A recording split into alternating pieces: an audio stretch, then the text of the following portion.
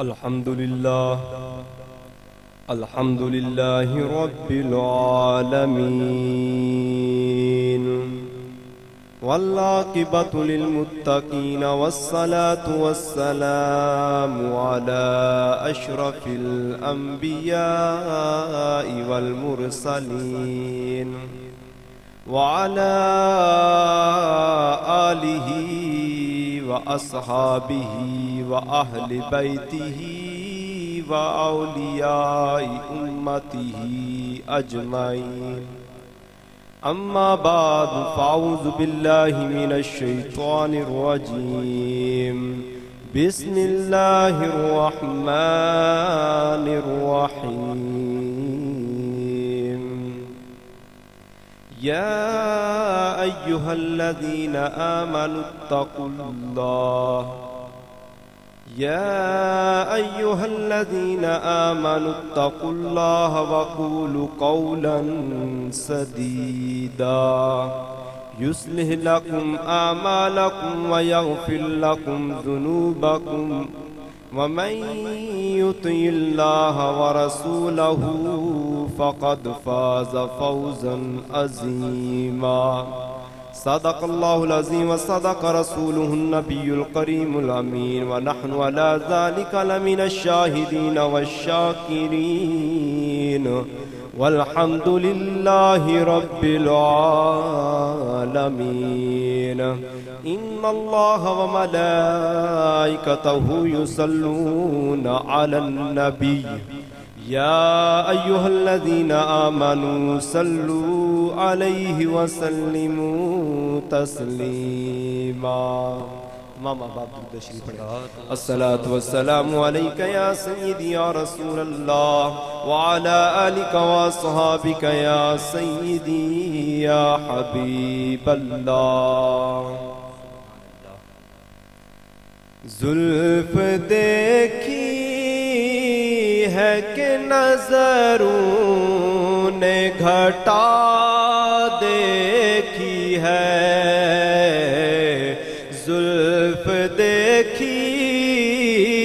ہے کہ نظروں نے گھٹا دیکھی ہے لٹ گیا جس نے محمد کی ادا دیکھی ہے لٹ گیا جس نے محمد کی ادا دیکھی ہے لٹ گیا جس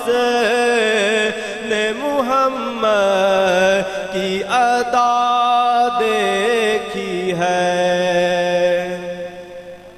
اپنے چہرے کو چھپانا نہ اے میرے آقا اپنے چہرے کو چھپانا نہ اے میرے آقا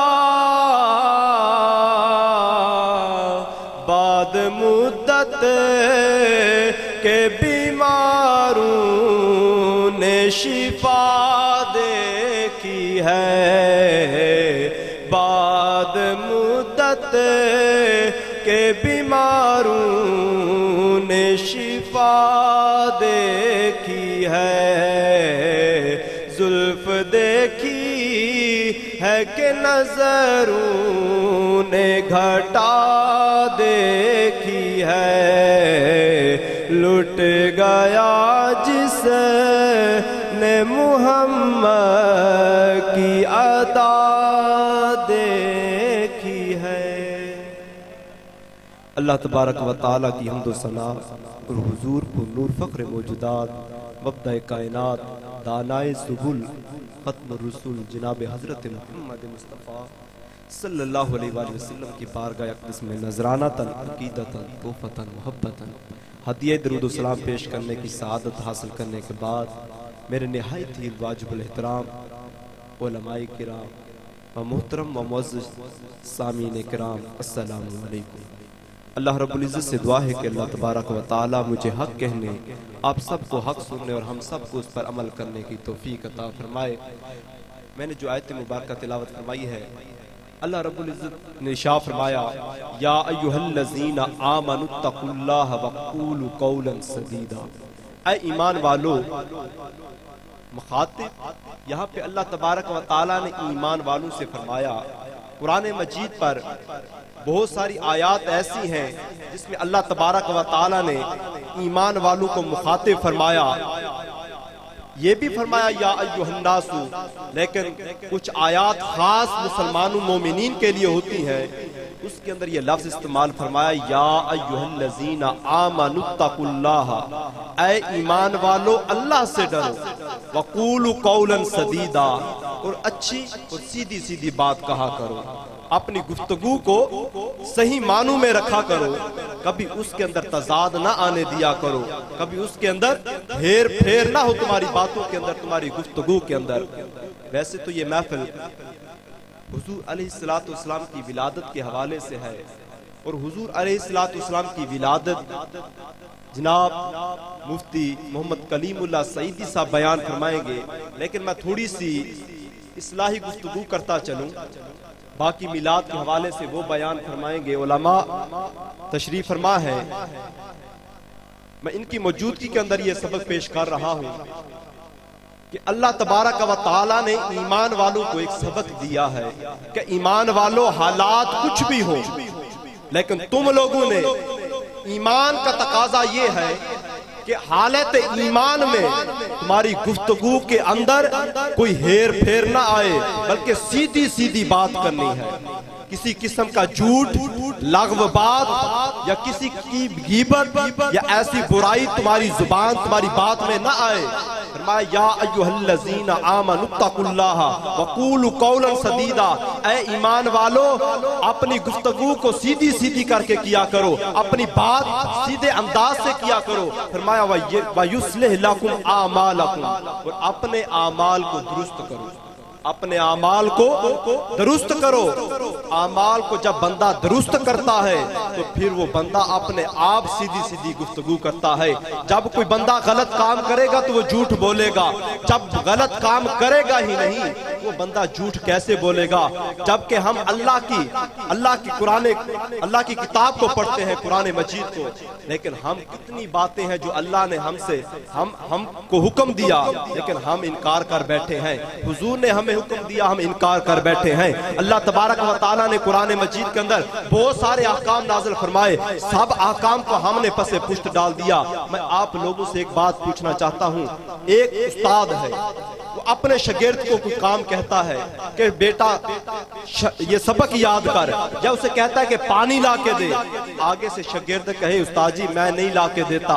استاد پھر کہے، شاگرد پھر انکار کر دے، استاد پھر کہے، شاگرد کہے استاد جی تو نے مجھے ہی رکھا ہوا اس کام کے لیے، کسی اور کو کیوں نہیں کہتا؟ تو استاد کہے گا یار تو بڑا ضدی ہے، تو نافرمان ہے۔ ایک باپ اپنے بیٹے سے کہتا ہے بیٹا جا فلاں کام کر، بیٹا آگے سے نہ کرے تو بیٹا کیا کہے گا؟ تو میرا فرما بردار ہے؟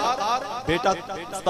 باپ تو یہ کہے گا کہ بیٹے تو میرا نافرمان ہو چکا ہے، تو میری بات کیوں نہیں مانتا، تو کیوں ضد پہ اڑا ہوا ہے؟ تو یاد رکھے جو باپ کا کہنا نہیں مانتا وہ نافرمان ہو جاتا ہے، جو رب تعالیٰ کا حکم نہیں مانتا وہ بھی نافرمان ہو جاتا ہے، جو اللہ کے رسول کا حکم نہیں مانتا وہ بھی نافرمان ہو جاتا ہے۔ اللہ تبارک و تعالیٰ نے قرآن مجید کے اندر اتنے زیادہ احکامات نازل فرمائے، حکم دیا مسلمانوں کو اے ایمان والو یا ایھا الذین آمنوا اتقوا اللہ وقولوا قولا سدیدا، اے ایمان والو اپنی بات کو درستگی کے اندر کیا کرو، ہمیشہ سچ بولا کرو، کیونکہ ہمیشہ سچ کا دامن تھام کے رکھا کرو۔ اگر سچ نہیں بولتے تو اللہ تبارک و تعالیٰ قرآن مجید کے اندر ارشاد فرماتا ہے لعنت اللہ علی الکاذبین، جھوٹ بولنے والے پر اللہ کی لعنت۔ اب یہ ہر بندہ جانتا ہے، ہر مومن جانتا ہے کہ جو جھوٹ بولتا ہے اس پر اللہ کی لعنت ہے، لیکن اس کے باوجود ہم نے دیکھنا ہے کہ اپنی زندگی کے اندر ہم کتنے گناہ کرتے ہیں، کتنے جھوٹ بولتے ہیں،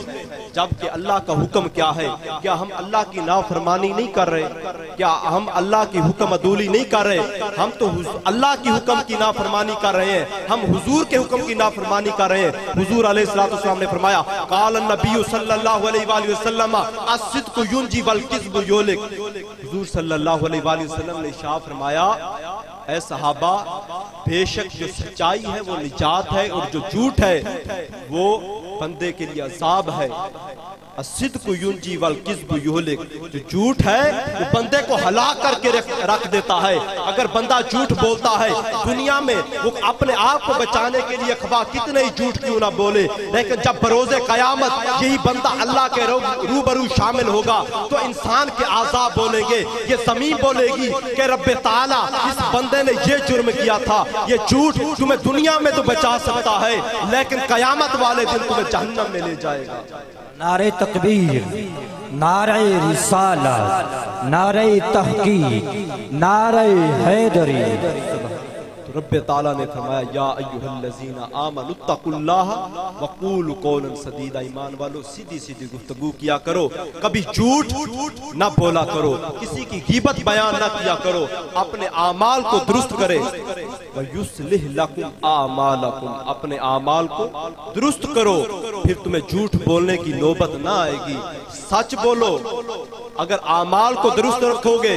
اپنے نیک کام کرو گے تو کبھی جھوٹ بولنے کی ضرورت نہیں آئے گی۔ بندے کو جھوٹ بولنے کی ضرورت تب آتی ہے جب بندہ کوئی غلط کام کرتا ہے، اپنے آپ کو بچانے کی کوشش کرتا ہے، پھر بندہ جھوٹ بولتا ہے۔ تو ہم نے سب سے پہلے، کیونکہ یہ عید میلاد النبی ہے، تو ہم نے سب سے پہلے حضور کے ساتھ محبت کرنی ہے، اپنے اعمال کو بھی درست رکھنا ہے، پھر اللہ کی بندگی کرنی ہے، تب ہم صحیح مومن بن سکتے ہیں۔ حضور علیہ السلام کی اتباع ہمارے لیے ضروری ہے، اللہ کی بھی پیروی ضروری ہے۔ رب تعالیٰ نے بھی ہمیں یہ سکھایا ہے، یہ درس دیا ہے، یہ حکم دیا ہے کہ حضور کی اتباع کرو، پھر حضور علیہ السلام کے احکام کو بھی ماننا ہے، اللہ کے حکم کو بھی ماننا ہے۔ تو وہ کس طرح ممکن ہو سکتا ہے اللہ کے حکم کو بھی مانے، حضور کے حکم کو بھی مانے؟ تو ایک بات میں عرض کرتا چلوں، آج ہم بہت گناہ کرتے ہیں، اپنے اعمال کو درست نہیں کر سکتے، ہم نے دین کو بہت مشکل بنا لیا ہے، حالانکہ دین مشکل نہیں ہے۔ اگر ہم صحیح معنوں میں اللہ کے دیے ہوئے دین پر چلیں تو خدا کی قسم مومن کے لیے یہ مشکل ہو نہیں سکتا۔ حضور کے زمانے میں میں ایک حدیث پیش کرتا چلوں، بہت سارے صحابی حضور علیہ السلام کی بارگاہ میں آئے اور عرض کی یا رسول اللہ صلی اللہ علیہ وآلہ وسلم، ہم بہت غریب ہیں، ہم غریب ہیں، ہم نماز پڑھتے ہیں، کچھ صحابی ایسے ہیں جو امیر ہیں، جن کو اللہ تبارک و تعالیٰ نے مال و دولت دیا ہے، ان کے پاس مال و زر ہے، ہمارے پاس مال و زر نہیں ہے، ہم کیا کریں؟ یا رسول اللہ وہ بھی نماز پڑھتے ہیں، ہم بھی نماز پڑھتے ہیں، وہ بھی قرآن پڑھتے ہیں، ہم بھی قرآن پڑھتے ہیں، وہ بھی جہاد پہ جاتے ہیں، ہم بھی جہاد پہ چلے جاتے ہیں، وہ بھی صدقہ خیرات کرتے ہیں، صدقہ خیرات ہم بھی کر لیتے ہیں، لیکن یا رسول اللہ جتنے نیک اعمال وہ کرتے ہیں اتنے ہی ہم کرتے ہیں، وہ امیر ہیں ہم غریب ہیں۔ یا رسول اللہ کوئی ایسا وظیفہ بتائیں کہ ایسا وظیفہ ہو کہ ہم اس کو پڑھیں تاکہ ہم نیکیوں میں ان صحابہ سے بھی آگے بڑھ جائیں جو صحابہ امیر ہیں۔ اس وقت کے صحابہ کے ایمان کو دیکھیں کہ غریب ہونے کے باوجود حضور علیہ السلام سے عرض کر رہے ہیں کہ یا رسول اللہ صلی اللہ علیہ وآلہ وسلم، امیر صحابہ ہر نیک کام میں ہمارے برابر ہیں،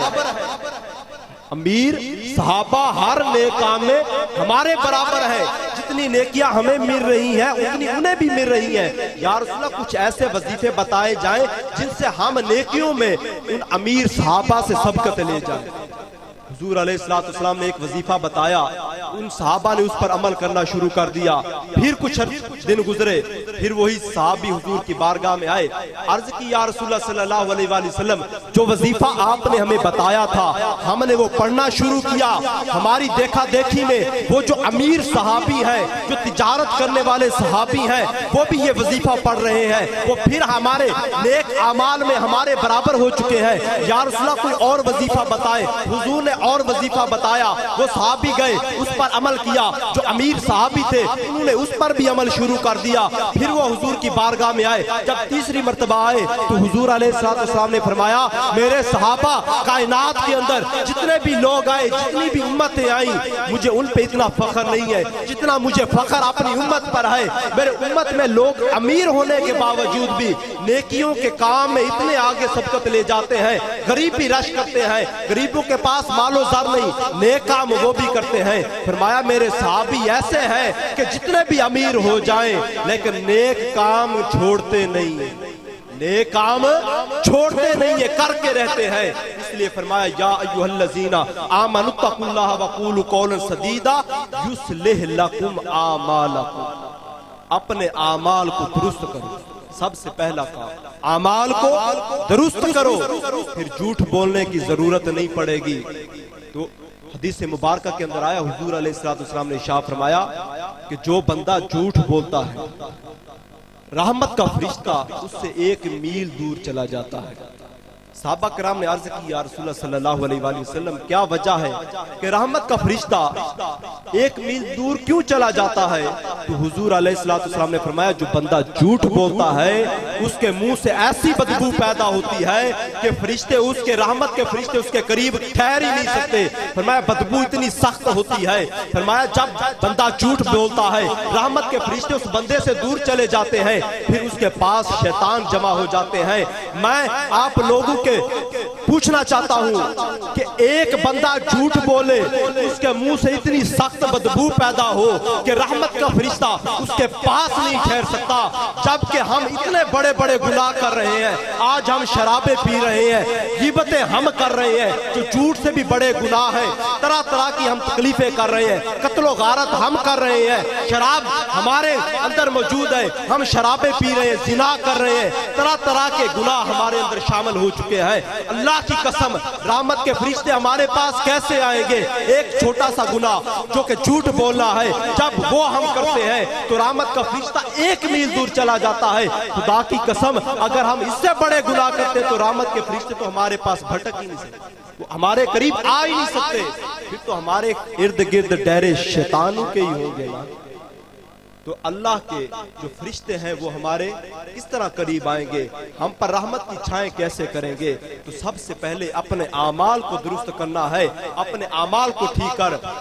حضور سے محبت کریں، پھر ساتھ اپنے اعمال کو بھی درست کریں، پھر اللہ کی بندگی کریں۔ شاعر نے کیا خوب کہا، بندہ سرکار بن پھر کر خدا کی بندگی۔ جملے پہ غور کرنا، بندہ سرکار بن پھر کر خدا کی بندگی، ورنہ اے بندے خدا کی بندگی اچھی نہیں۔ کہ سب سے پہلے ہم نے حضور علیہ السلام کی غلامی اختیار کرنی ہے، اس کے بعد ہم نے اللہ کی بندگی کرنی ہے۔ اگر ہم نے اللہ کی بندگی کرنی شروع کر دی اور حضور کی محبت نہ ہوئی تو ہمارا جتنی بھی عبادت ہے وہ رد ہو جائے گی، وہ قابل قبول نہ ہوگی۔ چونکہ حضور علیہ السلام کی ذات مبارکہ وہ ہے کہ حضور علیہ السلام نے فرمایا کہ لا یؤمن احدکم حتی اکون احب الیہ ووالدہ ووالدہ والناس اجمعین۔ حضور علیہ السلام نے فرمایا تم میں سے کوئی شخص اس وقت تک مومن نہیں ہو سکتا جب تک کہ وہ اپنے والدین، اپنی اولاد، اپنی جان و مال سے بڑھ کے مجھ سے محبت نہیں کرتا، وہ بندہ اس وقت تک کامل ایمان کو نہیں پہنچ سکتا۔ تو میں آپ لوگوں سے یہ التماس کرتا ہوں ہاتھ باندھ کے، لوگوں اللہ کی بندگی کرو، اپنے اعمال کو بھی درست کرو اور حضور علیہ السلام سے بھی محبت کرو۔ یہ نہیں ہے کہ صرف محبت کی جائے نماز نہ پڑھی جائے، یہ کوئی محبت کا تقاضا نہیں ہے۔ نماز پڑھو پھر حضور سے محبت نہ کرو، یہ بھی کوئی تقاضا بندگی کا نہیں ہے۔ بندگی کا تقاضا بھی یہ ہے کہ اللہ کی بندگی کرو، ساتھ حضور سے محبت بھی کرو، اور حضور سے محبت کا دعویٰ یہ ہے اور اس کا عمل یہ ہے کہ حضور سے محبت کرو اور نمازیں بھی پڑھو اور اعمال بھی نیک کرو۔ کیونکہ حضور سے محبت کرتے تو حضور نے جو احکام دی اس پر عمل بھی تو کرو۔ یہ سارے اعمال ہم نے اپنے درست کرنے ہیں تاکہ بروز قیامت حضور علیہ السلام ہم کو اپنے دامن میں سمیٹ لے، ہم کو اپنے گلے سے لگا لے۔ اور یاد رکھیں جو محفل میلاد کے اندر آتے ہیں، میں آج آپ لوگوں کی فضیلت کے حوالے سے بھی بات کروں گا کہ جو محفل میلاد میں آتے ہیں یہ کوئی عام نہیں ہوتے، یہ خاص ہو جاتے ہیں، یہ بندے خاص ہو جاتے ہیں، چونکہ حضور علیہ السلام کی جو محفل میں آتا ہے وہ کیا سوچ کے آتا ہے؟ کیا لنگر کے لیے؟ جس نے لنگر کے لیے آنا ہے وہ تو ختم کا ٹائم دیکھے گا کہ ختم ہوا، اب جاؤں گا مسجد میں، اب کھانے کا ٹائم ہو گیا، ہوتا ہے نا۔ آپ لوگ اگر پہلے آئے ہیں تو کس وجہ سے آئے ہیں؟ آپ اس لیے پہلے آئے ہیں تاکہ کوئی علم کی بات، کوئی قرآن کی بات، کوئی حدیث کی بات سن کے جائیں، اپنے دامن میں لے کے جائیں، سمیٹ کے جائیں علم کے بات۔ تو یاد رکھیں جو علم کے